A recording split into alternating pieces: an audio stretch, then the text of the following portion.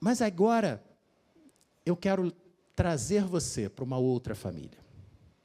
A família mais importante de todas. A família de Jesus.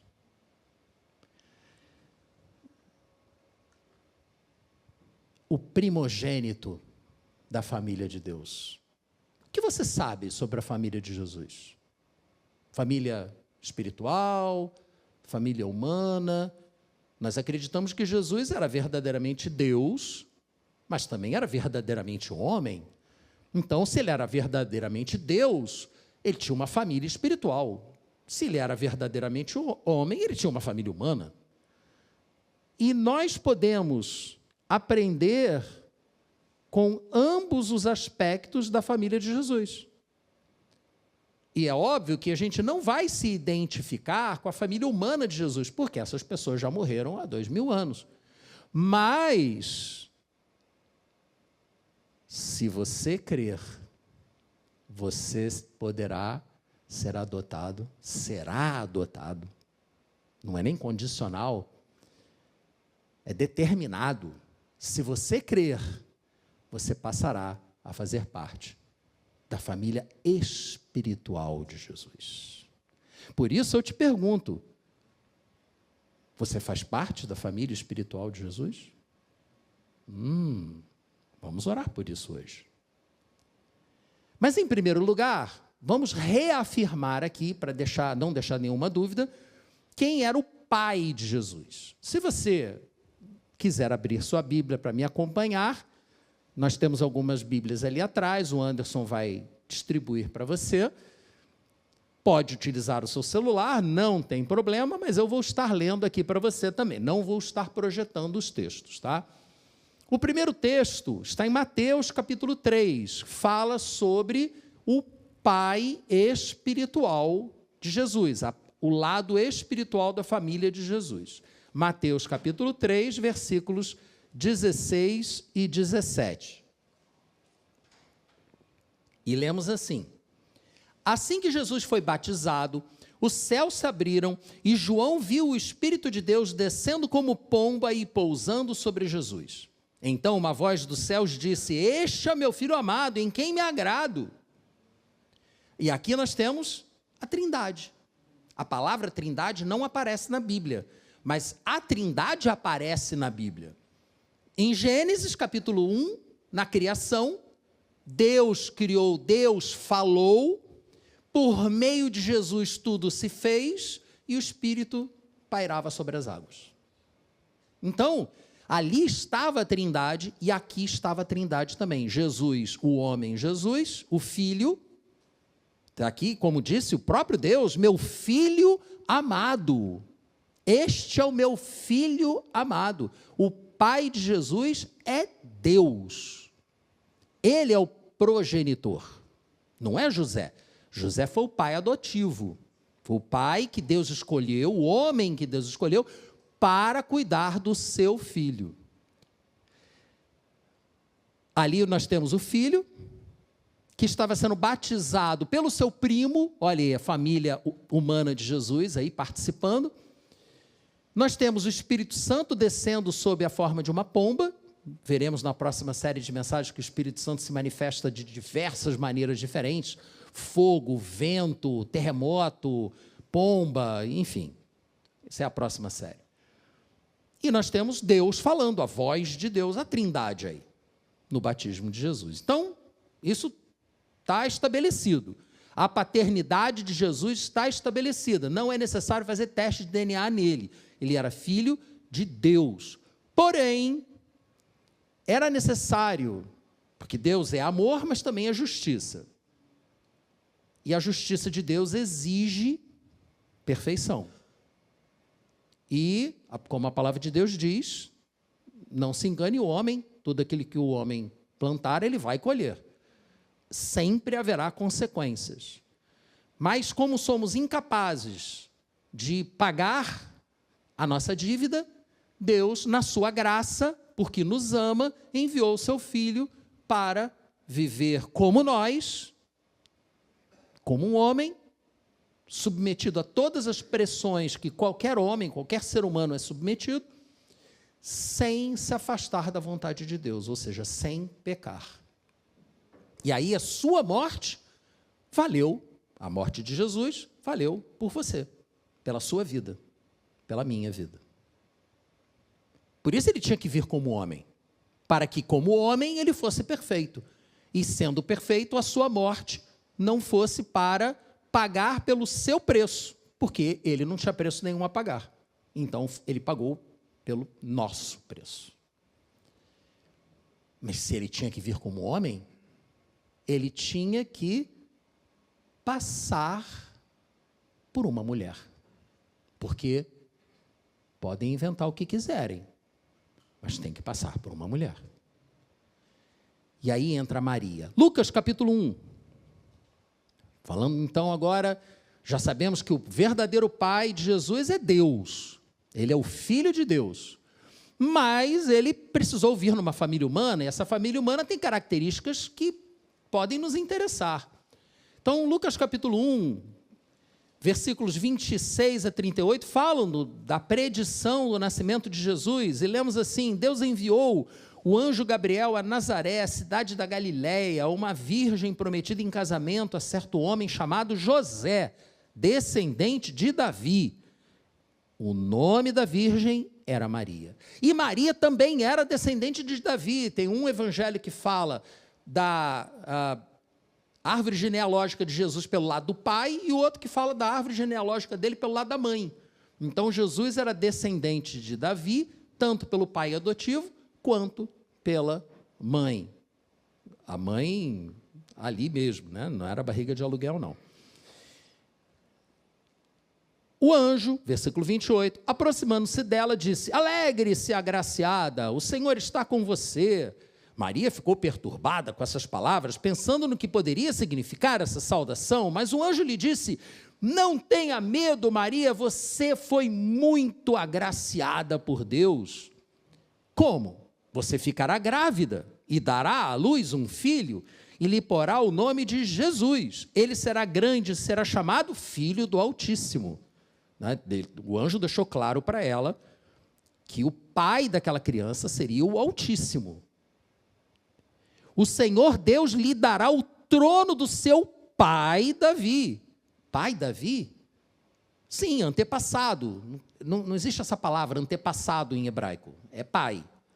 Todos os antepassados são chamados de pais. Então, pode ser avô, pode ser bisavô, enfim. Pai Davi, porque ele era um descendente de Davi. E ele reinará para sempre sobre o povo de Jacó. Seu reino jamais terá fim. Maria perguntou ao anjo, natural, né? Como acontecerá isso se sou virgem? E o anjo respondeu: o Espírito Santo virá sobre você, e o poder do Altíssimo a cobrirá com a sua sombra. Assim, aquele que há de nascer será chamado Santo, Filho de Deus, porque não nasceu de homem, mas nasceu de Deus, através de uma mulher. Também Isabel, sua parenta, não necessariamente prima, tá? O termo aqui significa, é mais abrangente. A sua parenta terá um filho na velhice, que é o João Batista, que depois foi batizar Jesus. Aquela que diziam ser estéril já está em seu 6º mês de gestação, pois nada é impossível para Deus. Respondeu Maria: sou serva do Senhor, que aconteça comigo conforme a tua palavra. E então o anjo a deixou. Vejam que para que Jesus pudesse, o Filho de Deus, pudesse encarnar, se tornar homem, ser humano, perfeito, precisou de fé, de uma pessoa imperfeita. Nós, evangélicos, não cremos na divindade de Maria, né? Nós cremos que ela era uma pessoa especialíssima, uma pessoa que foi escolhida por Deus, não foi por acaso, foi porque era realmente uma pessoa com características especiais, mas era uma pessoa pecadora como nós. Tá? Nós não reconhecemos o termo que eles utilizam, imaculada, né? Não existe isso. Até porque ela teve outros filhos, que obviamente nossos irmãos católicos dizem que eram filhos de José e não de Maria. Mas tudo bem, ok, não vamos brigar por isso, né? Já muita gente já morreu por causa disso, Não vamos brigar por isso de novo, não. Tá? Voltando para cá. Essa passagem reafirma a paternidade sobrenatural de Jesus. Será filho do Altíssimo e tal, mas nos esclarece que ele veio numa família humana pelo poder do Espírito Santo. E essa família humana de Jesus, que começou com um ato de fé de Maria, de obediência de Maria, e também de José, porque um outro evangelho, Mateus, se não me engano, fala do anjo, outro anjo indo a José. Ô, José, sua noiva vai ficar grávida. Ih, então, tô tirando o time de campo. Não tira o time. Não. Você vai ficar e você vai cuidar. Não é teu, mas você vai cuidar como se fosse. Então, o anjo explica isso para José, e José também tem uma atitude de humildade, de fé. Então, não foi só Maria que teve fé, José também teve. Acreditaram no anjo. E talvez você esteja se perguntando assim, esse negócio de anjo aparecer para Cornélio, anjo aparecer para Maria, anjo aparecer para José, essas coisas só contém na Bíblia, né? Não é só na Bíblia que tem, não.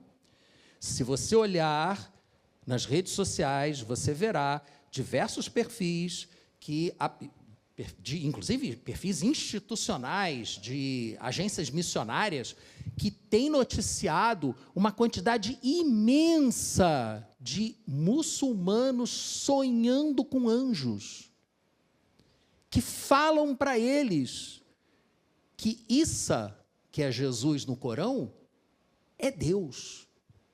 E aí o cara acorda, meu Deus, mas como assim? Como é que eu vou saber? E aí a pessoa num outro sonho, às vezes no mesmo sonho, às vezes em outro sonho, vai em tal lugar, procura uma tal pessoa, e essa pessoa vai falar para você quem é Jesus. Cara, isso é fantástico. Milhares de iranianos estão sendo batizados, todas escondidas, porque se pega é apedreja. Não tem acordo. Milhares de pessoas dando testemunho de que sonharam com Jesus. O depoimento de um cara que era jihadista, já tinha matado muita gente, e Jesus apareceu para ele. Tipo Paulo, que também já tinha matado um monte de gente, e Jesus apareceu para ele. Significa que esse jihadista vai ser um novo Paulo? Não, lógico que não, mas significa que Deus não descarta ninguém.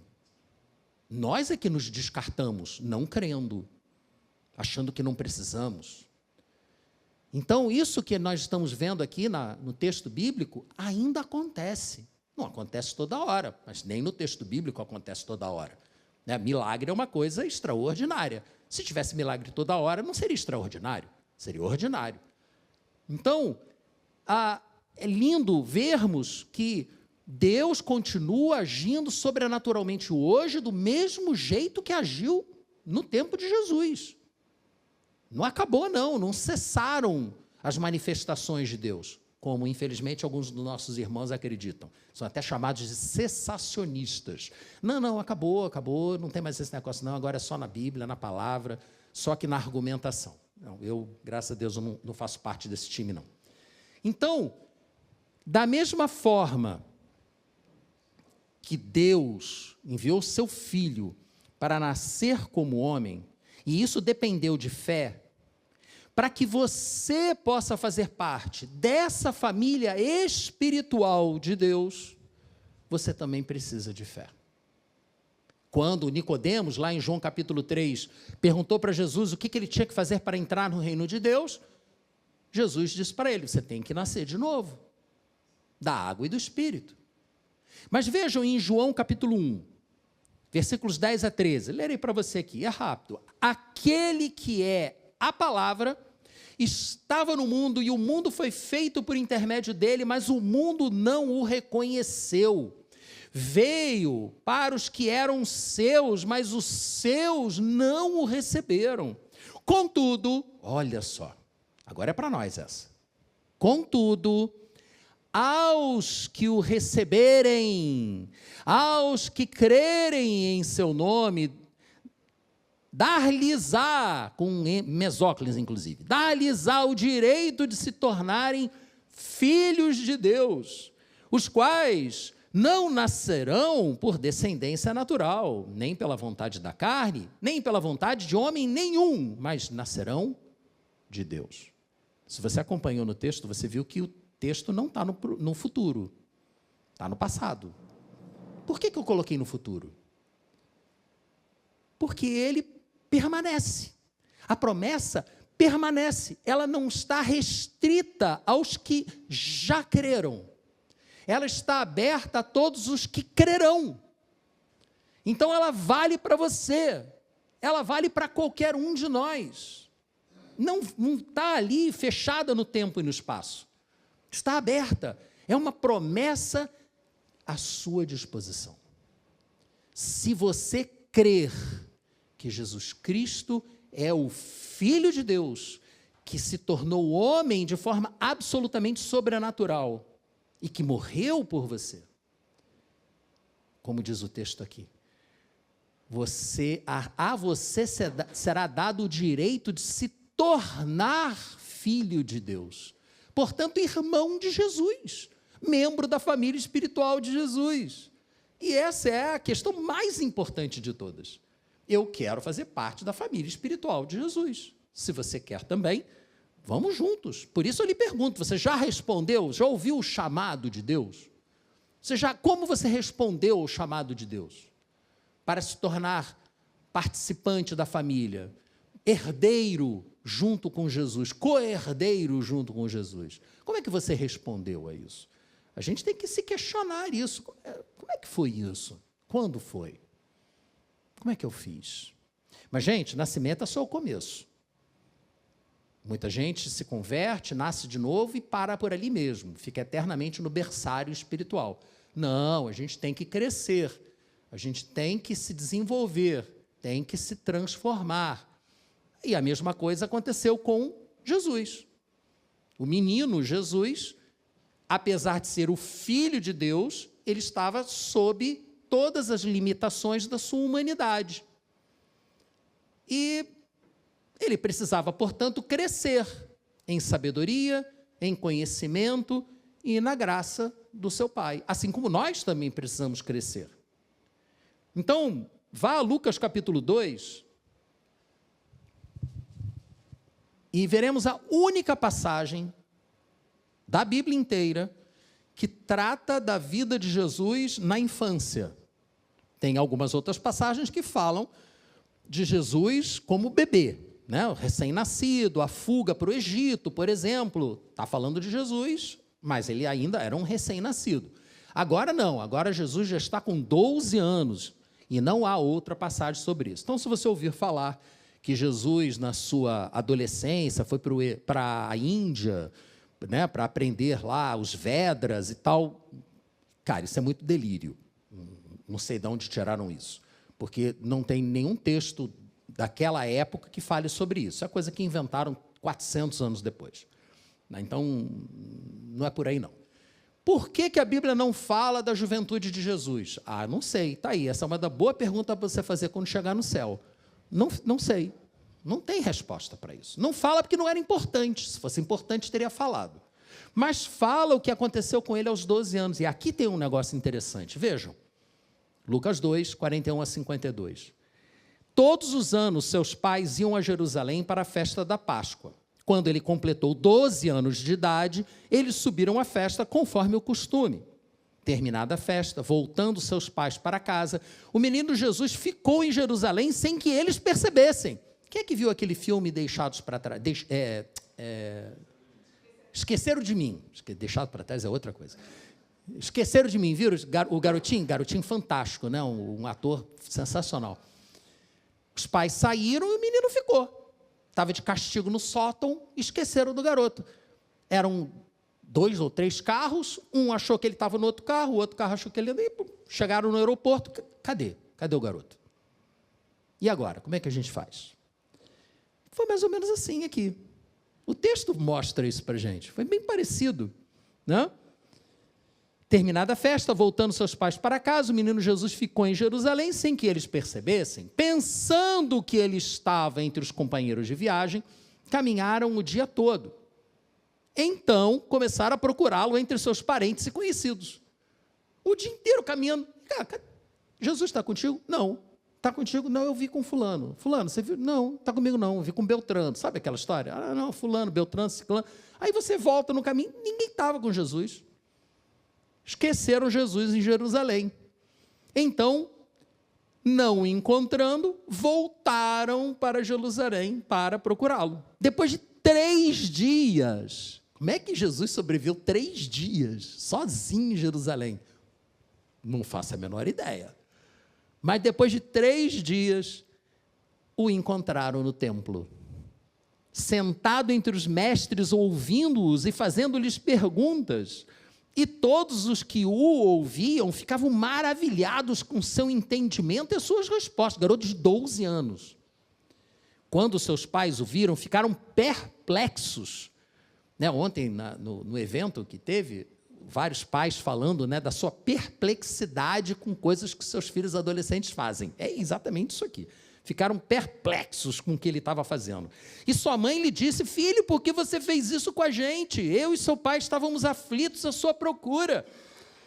E ele perguntou, olha só, vê se não é um adolescente falando.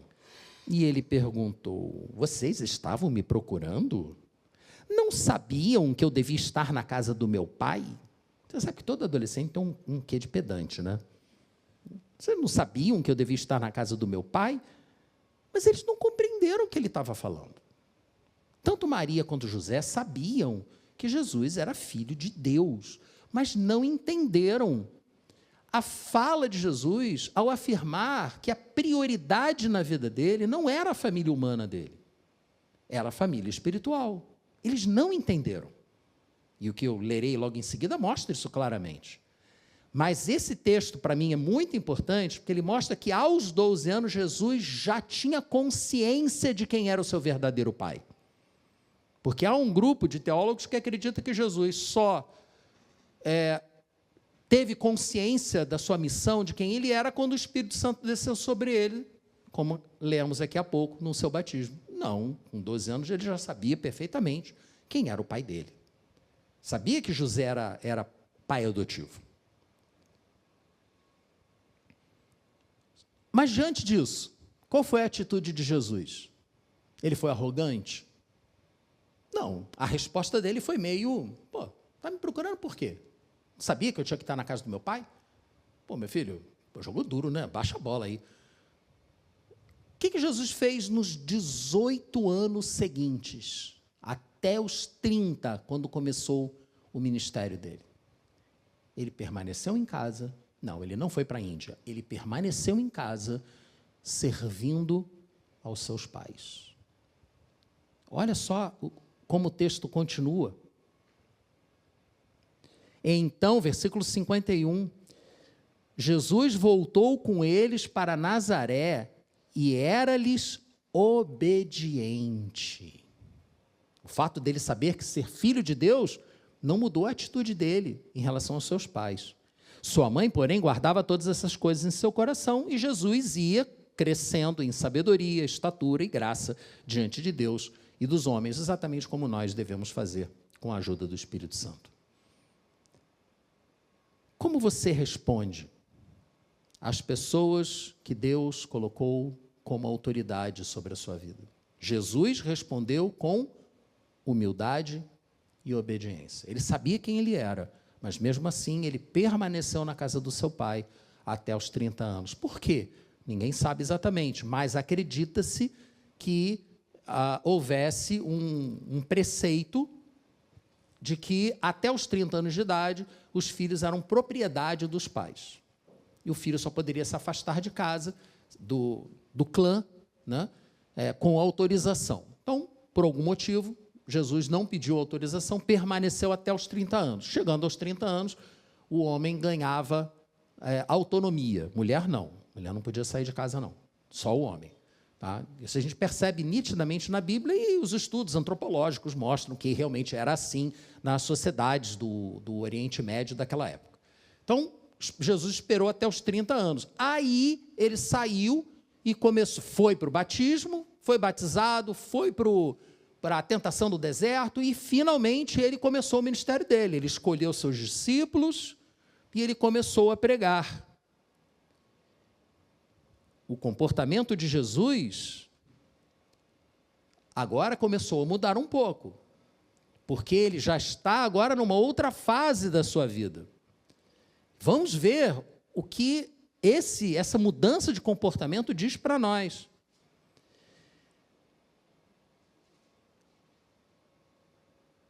Ele saiu, começou o ministério dele, recolheu pessoas, agregou pessoas a seu grupo, pessoas a quem ele chamou o seguiram, né? Como Pedro, Tiago, João, que largaram tudo para trás para segui-lo.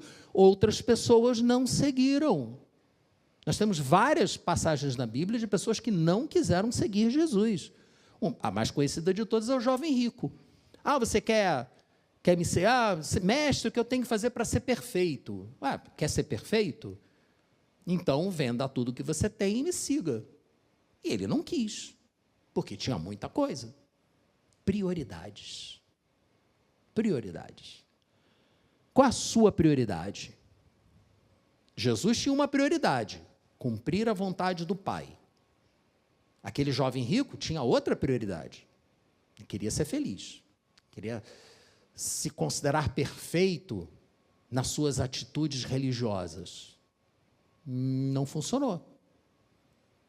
Nós precisamos parar para pensar nisso. Quais têm sido as nossas prioridades?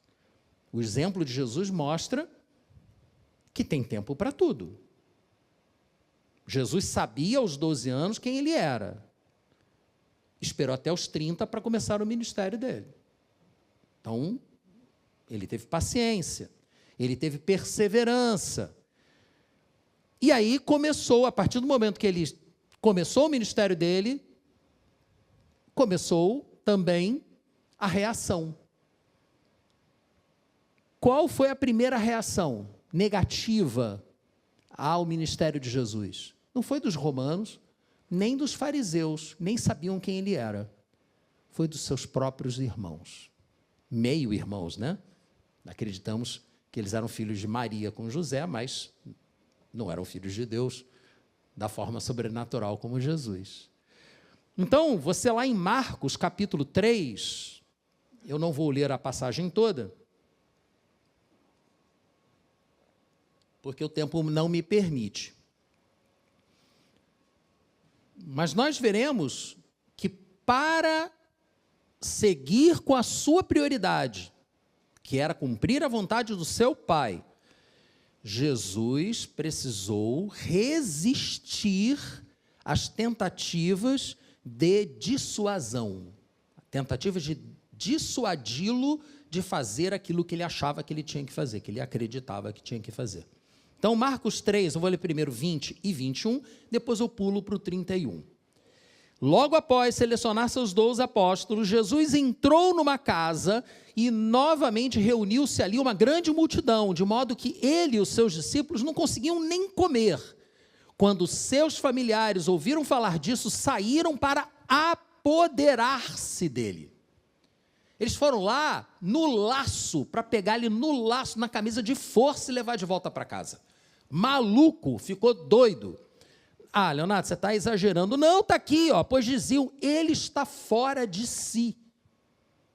O texto bíblico está mostrando claramente a resistência dos seus irmãos. Eles não acreditavam no que ele estava falando. E conviveram com ele durante toda a sua infância. E mesmo assim não acreditavam. Depois acreditaram, né? Mas aí é outra história. E eu vou pular para o 31. Então chegaram a mãe e os irmãos de Jesus. Mas a mãe? Maria, que o anjo visitou, que sabia que aquele garoto era filho de Deus, ela foi junto com os outros filhos. Claro, ela queria salvar o filho. Mas o que Jesus falou sobre isso? Quem quer salvar sua própria vida, a perde. E quem entrega a sua vida por amor a mim, esse a encontra. Maria ainda estava com a sua mente na família humana, querendo proteger o seu filho. E foi junto com os seus outros filhos, os irmãos de Jesus para tentar dissuadi-lo. O texto continua: ficando do lado de fora da casa, mandaram alguém chamá-lo. Havia muita gente assentada ao seu redor e lhe disseram: tua mãe e teus irmãos estão lá fora e te procuram. E a resposta dele é impressionante, né? Quem é minha mãe? Quem são meus irmãos? Então olhou para os que estavam assentados ao seu redor e disse: aqui estão a minha mãe e os meus irmãos. Não parece que ele está renegando a sua família humana? Não, ele está priorizando a família espiritual. Ele não está diminuindo a importância da sua mãe, não está menosprezando a sua mãe, ele está apenas estabelecendo uma prioridade. A prioridade dele é cumprir a vontade do pai, não a vontade da mãe. Por isso não adianta pedir para a mãe, essa história de pede para a mãe que o filho atende, isso é balela. Jesus falou claramente: pede para o pai em meu nome e o pai vai te atender. Então não tem esse negócio de pedir para a mãe não, tá? Deixa ela quieta lá no canto dela, que ela já fez o papel dela. Humanamente chegou lá: não, meu filho, para com isso, não, filhinho, vem para casa. Não, que? Não, para. Não. Minha mãe e os meus irmãos são aqueles que cumprem a vontade de Deus. Ele falou isso: quem faz a vontade de Deus, este é o meu irmão, minha irmã e minha mãe. Como é que você reage quando tentam dissuadir você de fazer a vontade de Deus? Você cede às conveniências da vida? Não, temos que ir além. E não podemos falar da família espiritual de Jesus, da qual queremos fazer parte, sem falarmos do seu sacrifício final. Então, abra sua Bíblia em Filipenses, capítulo 2, para terminarmos esse nosso momento. Palavras de Paulo aos seus discípulos em Filipos. Se por estarmos em Cristo, olha só, olha o condicional. Se por estarmos em Cristo, nós temos alguma motivação, alguma exortação de amor, alguma comunhão no Espírito, alguma profunda afeição e compaixão, se temos alguma dessas coisas, completem minha alegria, tendo o mesmo modo de pensar, o mesmo amor, um só espírito e uma só atitude. Nada façam por ambição egoísta ou por vaidade, mas, humildemente, considerem os outros superiores a si mesmos. E cada um cuide não somente dos seus interesses, mas também dos interesses dos outros. E agora a parte que nos conecta na família espiritual de Jesus. Seja a atitude de vocês a mesma de Cristo Jesus, que, embora sendo Deus, não considerou que ser igual a Deus era algo a que devia apegar-se, mas esvaziou-se a si mesmo, vindo a ser servo, tornando-se semelhante aos homens. E sendo encontrado em forma humana, humilhou-se a si mesmo e foi obediente até a morte e morte de cruz. Por isso, Paulo continua: Deus o exaltou à mais alta posição e lhe deu o nome que está acima de todo nome, para que ao nome de Jesus se dobre todo o joelho, no céu, na terra e debaixo da terra, e toda língua confesse que Jesus Cristo é o Senhor, para a glória de Deus Pai. Fé, obediência, paciência, prioridades, perseverança, fidelidade e humildade. Vejam quantas características nós lemos aqui do texto bíblico, extraímos do texto bíblico, da vida de Jesus, da sua família, em parte, da sua família humana, mas certamente, que é esperado de nós como família espiritual de Deus, nascidos de novo da água e do Espírito. Aqueles que creram e foram adotados, recebidos como filhos do Senhor, filhos de Deus. Essas são as características que a gente precisa aprender, porque ser cristão é ser imitador de Cristo. Ele agiu dessa maneira, nós precisamos aprender com ele. E com a ajuda do Espírito Santo, que sem o Espírito Santo não dá para fazer nada, a gente vai imitá-lo, vai reproduzir em nossas vidas as atitudes que ele produziu nas suas. Se você crê que Jesus Cristo morreu por você e o recebeu no seu coração, como lemos ali em João capítulo 1, a você foi dado ser filho de Deus. A você foi dado participar da família espiritual de Deus. Eu quero orar por você, para que não haja nenhuma dúvida sobre esse pertencimento. Eu vou pedir que todos fechem seus olhos. E você não está sendo filmado nessa hora, pode ficar tranquilo. E eu gostaria de saber se alguém aqui tem dúvidas sobre a sua adoção como filho de Deus. Se alguém tiver dúvida, por favor, levante a mão, quero orar. Vou orar por todos, mas eu quero orar especificamente por quem está lutando com a dúvida, lutando com a dificuldade para crer.